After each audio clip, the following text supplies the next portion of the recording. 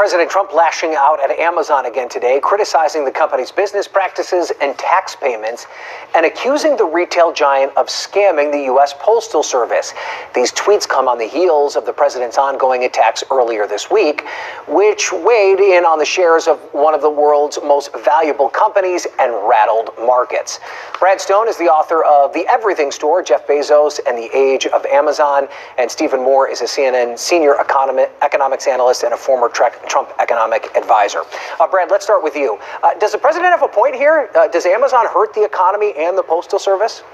Well, Ryan, it's really difficult to find the facts that supports the president's assertions. You know, the post office is obviously having a difficult time, but there are three things that really weigh on it. You know, one, as we all know, first-class mail and marketing mail is declining. It has been for a decade.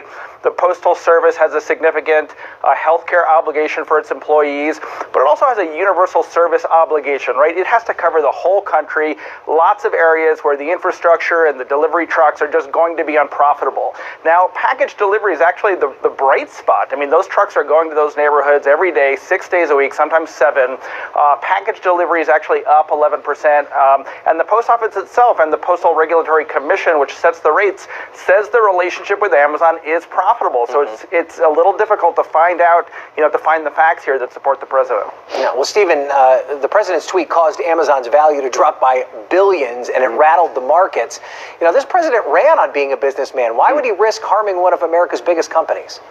Well, I don't like it. I will say this, that, there's no company probably in the United States that has benefited more from Donald Trump's policies than Amazon. I mean, you put all this money into consumers' hands. They're spending it. They're using Amazon to buy these products. And so I think he's a little frustrated that Jeff Bezos uses the Washington Post. I get the Washington Post every morning. It's a sounding board of anti-Trump propaganda. But I think the bigger point here is, look, I don't see how the administration can say that Amazon is hurting the Postal Service. I mean, without Amazon, who uses the Postal Service anymore? I mean, I sort of agree that there really isn't a need for a postal monopoly any longer. And, we have seen dramatic declines in people using, obviously, the Postal Service because of email and so on. And maybe it's time just to open it up to competition. But I agree that I don't see where the administration is coming up with this number that somehow Amazon is costing the Postal Service money. If anything, it's keeping the Postal Service afloat. Yeah, well, to Stephen's point about the Washington Post, Brad, is this more personal for the president?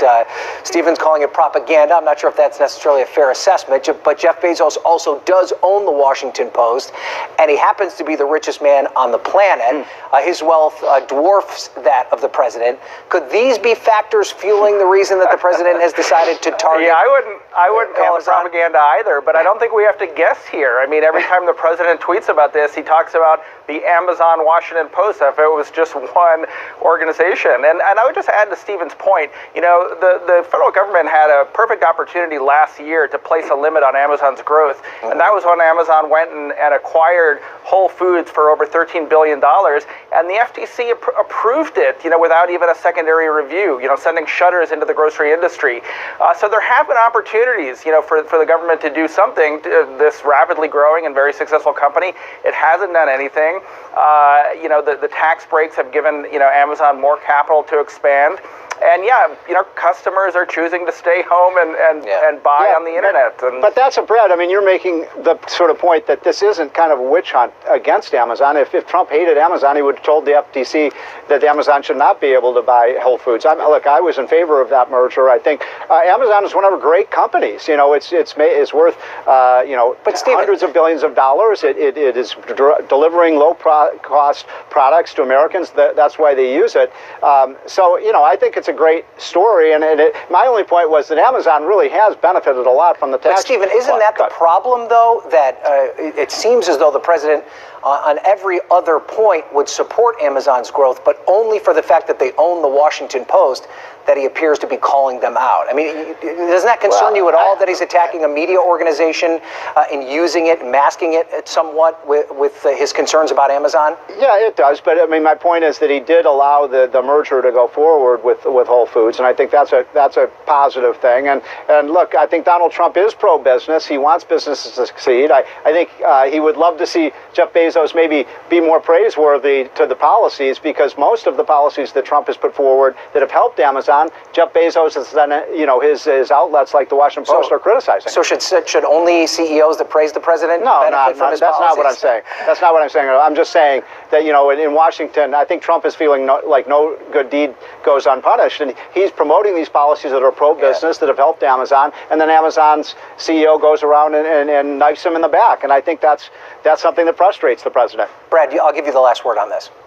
There are some ways in which the Trump administration can hurt Amazon. Amazon has bid for a very large Department of Defense contract that's going to be awarded this summer. The VA will choose a new supplier for its hospitals next year. Amazon could locate its second headquarters in the D.C. area, so it will be interesting to watch this. Trump can hurt Jeff Bezos. I just don't think that postal rates are the way he's going to do it if he tries. Yeah, and just to be clear, I don't want the government to use its power to bully American companies. I'm against that. I just want to make that very clear. Okay, all right. So, duly noted, Stephen. Thank you. Stephen Moore and Brad Stone, thank you so much for joining us. And still ahead, porn star Stormy Daniels' attorney says he has a mountain of evidence. Is he ready to show it to a judge?